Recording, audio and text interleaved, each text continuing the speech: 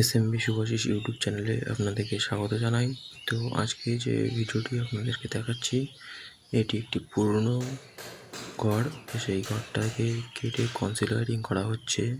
আগে যেহেতু পাইপ বসানো ছিল না, কনসিল পাইপ বসানো ছিল না, সেই জন্য এখন দেয়ালের সাইড কেটে কিন্তু কনসিলের পাইপ বসানো হচ্ছে। আর পাশে যে আরেকজন কাজ করছে, রুমটা আসলে সেই ওনারই ঘর। এই ঘরটি উনি বলেছিলেন যে ওনার বাড়িতে উনি একটু কাজ করবেন, তো সেহেতু উনি কাজ করছেন আমার সঙ্গে। দেয়াল যে কনসিল কাটার কাজ, সেই কনসিল কাটার কাজগুলি উনি করছেন এবং সাথে সাথে যে প্রয়োজনীয় জিনিসগুলি যেগুলি প্রয়োজন সেগুলি বলার সাথে সাথে মার্কেট থেকে এনেও দিচ্ছেন। এখানে বোর্ডটা মাপ দিয়ে আমি এখানে যে ফ্রিজের বোর্ডটি হবে সেটা ড্রয়িংটা টেনে নেব। তো আপনারা যে ভিডিওটি দেখতে থাকুন। ভিডিওটি কিন্তু অনেকদিন পুরনো ভিডিও এখন পোস্ট করছি, এই জন্য ভয়েস ওভারটা আলাদাভাবে দিতে হচ্ছে, কারণ অনেক আগে ভিডিওটি করেছিলাম। সেই ভিডিওটি এখন পোস্ট করছি, কারণ ভিডিও পোস্ট করতে পারিনি কিছু কারণে ভিডিওগুলো পোস্ট করা হচ্ছে না। প্রচুর ভিডিও জমা গেছে, তো সেগুলো আপনাদেরকে দেখিয়ে দেবো। তো আপনারা ভিডিওটি সম্পূর্ণ দেখতে থাকুন এবং এই যে ভিডিওটি দেখছেন এবং এই ঘরটি পুরো ওয়্যারিং কমপ্লিট হওয়ার পরে, ওয়্যারিং করার সময় ভিডিওগুলো বানাতে পারিনি, কারণ একটু প্রেশারে ছিল, মানে ঘরটাকে তাড়াতাড়ি কাজটি কমপ্লিট দেওয়ার ছিল, সেই কারণে কমপ্লিট করতে হবে, সেই কারণে ভিডিও করা হয়নি। তো আপনারা দেখতে থাকুন এবং এই ভিডিও শেষে আমি যে ভিডিওটি তৈরি করেছি সম্পূর্ণ ভিডিওটি আপনারা দেখতে পাবেন এবং রুমটি কীভাবে কেমন সৌন্দর্য এসছে ওয়্যারিং কমপ্লিট করার পরে এবং এই দাদার রং কমপ্লিট করার পরে। এই দাদা রং করেছিল এবং বেশ ডিজাইনটা খুব সুন্দর করেছে। আপনারা ভিডিও শেষের দিকে দেখতে পাবেন সম্পূর্ণ যে ওয়্যারিংয়ের ভিডিওটি এখানে দিয়ে দিচ্ছি। ভিডিওটি ওয়্যারিং মানে ঘরটি ওয়্যারিং করার পরে কেমন লাগছে, তো আপনারা দেখতে থাকুন এবং কীভাবে দেয়াল টেয়াল কাটা হচ্ছে সেগুলি সবই আপনারা দেখতে পাচ্ছেন। এখানে কিন্তু আমি অ্যাঙ্গেল গ্রাইন্ডার ইউজ করি।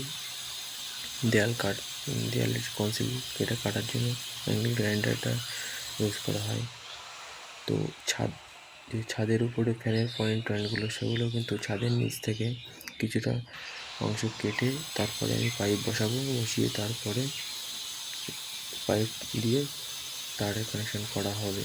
তো আপনারা দেখতে থাকুন সম্পূর্ণ ভিডিওটি।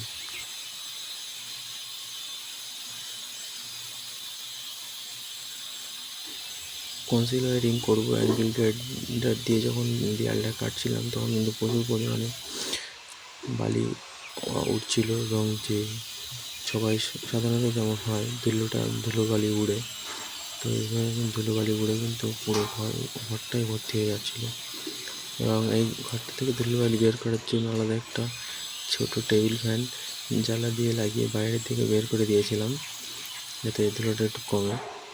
তো প্রচুর পরিমাণে ধুলো হচ্ছিলো, সেই জন্য মানে সময় সময় বাইরে চলে যেতে হচ্ছিলো, কারণ একেবারে একসাথে কাজটা কমপ্লিট করতে পারছিলাম না। আর যেহেতু অনেক দিনের পুরনো দেয়াল, সেহেতু প্লাস্টারটাও কিন্তু খুব মানে মজবুত প্লাস্টার ছিল।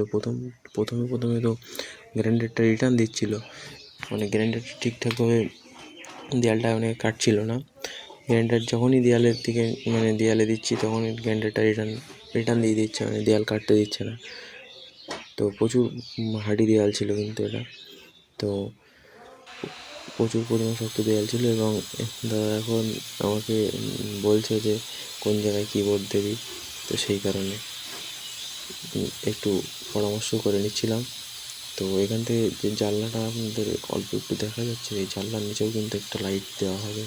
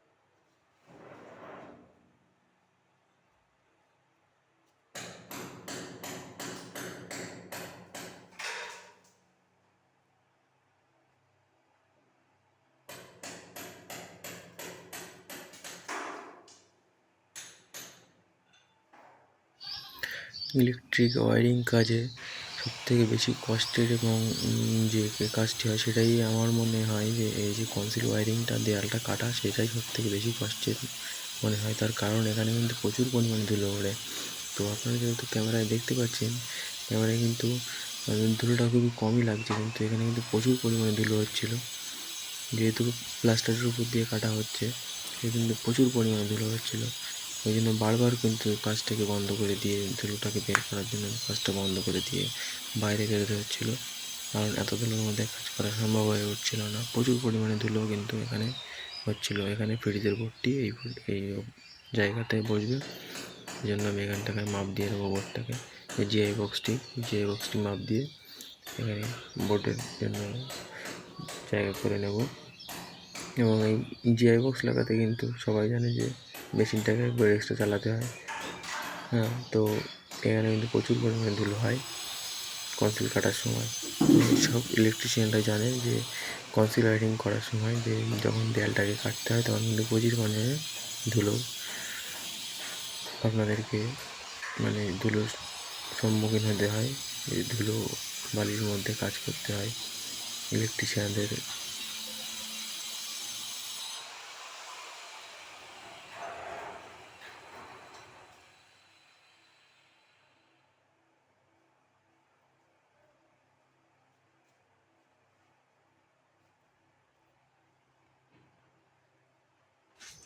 এখানে এবার দেখতে পাচ্ছেন জানলাটি, যে জানলার নিচে দেখুন একটা ছোটো টেবিল ফ্যান কিন্তু লাগানো আছে, যেটা ধুলো বাইরের দিকে চলে যাবে।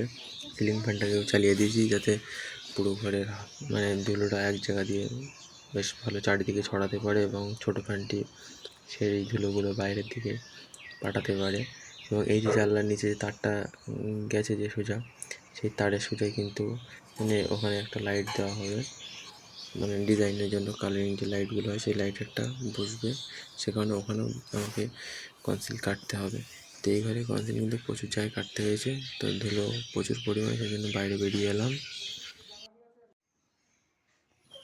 ঘরটি সম্পূর্ণ ওয়্যারিং কমপ্লিট হয়ে গেছে। দেখুন এখানে ফ্রিজের বোর্ড আছে, এটা ফ্রিজের বোর্ড জন্য করেছে। এখানে টিউবলাইট, একটু ব্র্যাকেট দেওয়া, ব্র্যাকেট লাইটগুলি এখানে কিন্তু সুন্দর লাগছে দেখতে। আর এই সাইডে একটি এসির পয়েন্ট ওখানে দেওয়া আছে। এখানে বেড সুইচ দিয়ে দিয়েছি। এখানে টিউবলাইট, সাইডে যদি একটি নাইট ল্যাম্প জ্বালায় সেই কারণে একটি সাইডে নাইট ল্যাম্পের পয়েন্ট দেওয়া আছে ওখানে। আর এখানে যে সানসেট আছে, সানসেটের নিচ দিয়ে কিন্তু কালারিং লাইটগুলি জ্বলছে। ওপরে ওখানে এমসিবি করা আছে, ঘরের ভিতরে এমসিবি নিল। আর এখানে আছে মেন বোর্ড, সেটি এখানে দেওয়া, মেন বোর্ডেরগুলো এখানে দিয়ে দিয়েছে। আর এ সাইডটি একটি টিউবলাইট, এটা রং করার পরে ইনি সিদ্ধান্ত নিলেন যে এখানে একটা টিউবলাইট দিতে হবে। আর এখানে সিলিংটা দেখতে পাচ্ছেন, কালারিং লাইটগুলো দিয়ে সিলিংটা কিন্তু খুবই দুর্দান্ত লাগছে। দুটো ফ্যানের পয়েন্ট এখানে দেওয়া আছে এবং সিলিংটা কিন্তু খুবই দুর্দান্ত লাগছে। তো এখান থেকে দেখতে পাচ্ছেন যে সাইডে জানলার নিচে একটু লাইট জ্বলছিল, ওটা কিন্তু সাইডে জানলার নিচে লাইটটা জ্বলছে। জানালার উপরে ওই জায়গাটায় একটা কালারিং লাইট দিয়ে দিয়েছে, এই যে দেখুন এখানটায়।